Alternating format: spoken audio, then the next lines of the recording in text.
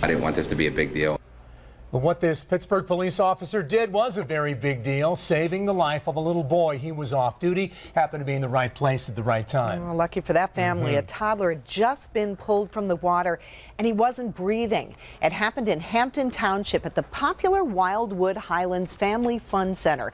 Channel 11's Renee Kaminsky live to walk us through the actions that officer took to get that boy breathing again. Renee? Peggy, Officer Harka told me he is eager to check on this little boy who is here at Children's Hospital tonight fighting for his life. There are still so many unknowns tonight about this terrible tragedy, but at least we know who to thank for saving his life.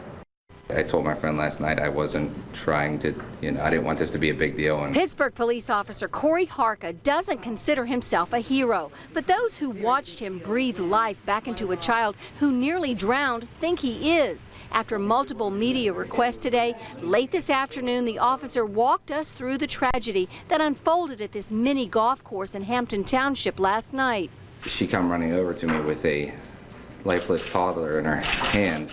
I asked her what had happened, and she stated that he had fallen in the water and he's not breathing. Allegheny County Police told me they're investigating and still don't know how the 2-year-old boy wound up in a fountain pond at Wildwood Highlands. The only thing she told me was he wandered away, and that was it. Officer Harka, who was off duty and they're playing mini golf, said his friend called 911 and he began CPR. After a couple minutes of performing CPR, he started to come back to, he started to cough. Then once he started to breathe, I waited for responding units and medics and let them take over.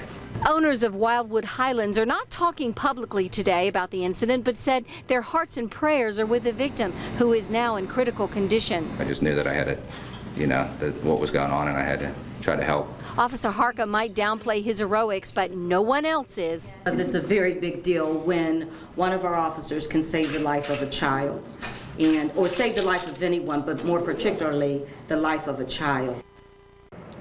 No one seems to know how long this little boy was under the water last night, but his condition has not changed since he was rushed here last night. He remains in intensive care. Reporting live outside UPMC Children's, I'm Renee Kaminsky, Channel 11 News.